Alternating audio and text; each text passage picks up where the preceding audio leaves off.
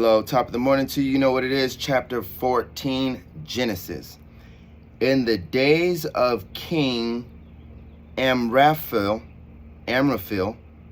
of Shinar, Chedorlaomer, and Tidal and Goim, they made war on the kings of Bera of Sodom, Bersha of Gomorrah, and the king of Bela.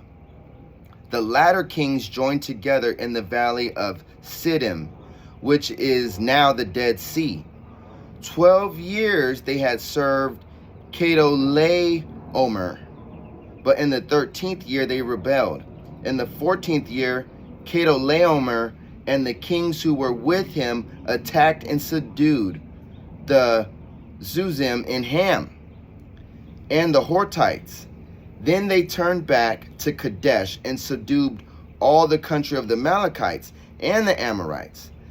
Then the kings of Sodom and Gomorrah went out, joined battle with those kings in the valley of Siddim. The kings Chedorlaomer, Amraphel, and Arioch, 4 kings against 5. Now the valley of Siddim was full of slime, pits, and as the kings of Sodom and Gomorrah fled, they fell there and remained, and the remaining of the kings fled. The victory took all the wealth of Sodom and Gomorrah, and they also took Lot.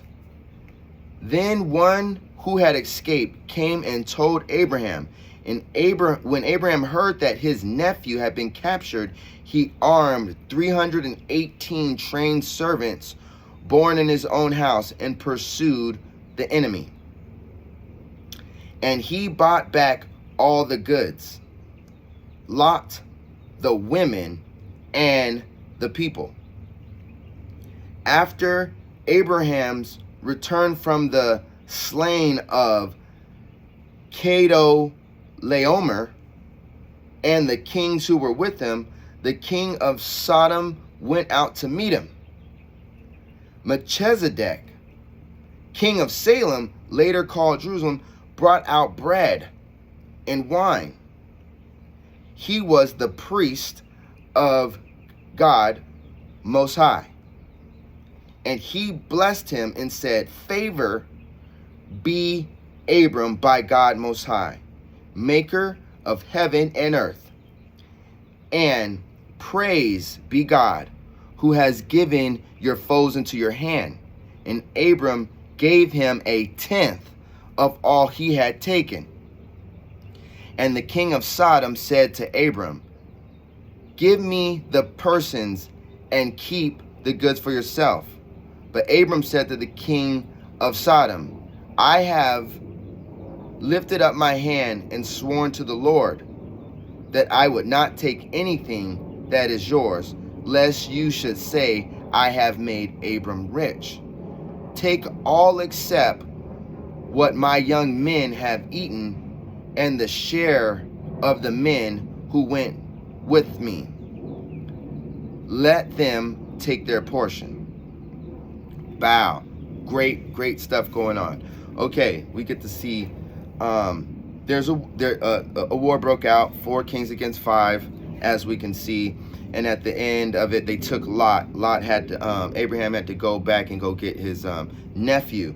But what happens after this is what's most interesting. They run into someone called Melchizedek. This is a very, very important figure throughout the rest of the Bible. We'll see him there at the end. But what's so important about it at this moment is that this is where the concept of paying tithes came from. When you are blessed, meaning like when someone of high stature or connected energy, or I should say high stature, someone of authority sees favor in you and blesses you and gives a blessing to you in the name of God Most High, especially in an endeavor that it just happened or has happened, it became rightful to then share the tithe with him. And the concept is stemming from right here. So when people are like, Why you pay tithes? It's like, it's a when someone puts a blessing, if you understand that it's a blessing, if you receive that as a blessing, if you know that it's a blessing, if you put faith that that's a blessing, then in response to where your spiritual covering is, as you gain, as you move around in that favor, it's honorable to pay forth the tithe to where you're getting your spiritual covering and your spiritual blessing. It's a thing called respect and honor that like our world is slowly growing away from. When it's all about me, myself, and I, and what's best for me, that is not respect and honor. That's like an actual shameful way to die and to live. You know, there's nothing honorable about doing everything that's just best for you. But even though that's what the world says, the world's really about how can we do what's best for others, even when it costs us something, you know. Lord forbid it costs us anything, time, money, anything. No, just kidding. But so now what's cool is Abraham's character. He said, I don't, now the king that he just went to war with and blah, blah, blah, he wanted stuff, and he said, take all that you feel like you need outside of what my soldiers have got for themselves. Because I don't want you to feel like, oh, it's only because, you know, he came up off of me and took my stuff. That's why he's rich. Abraham didn't want him having that perception of what God has done, to make sure that the glory of what he's doing is around God, and it can't be misconstrued that this was given through the hand of God. Do you see that? And then he was able, and then the character that it takes to say, you know what? Yeah, go ahead and take some. When it's already yours, we all know where our heart would have been. I'll tell you the truth. I wouldn't have given him nothing. It would have been like, bro, oh yeah, I would have given him the persons. That would have been it. Maybe what he asked, but definitely no more. And I would have been reluctant about that.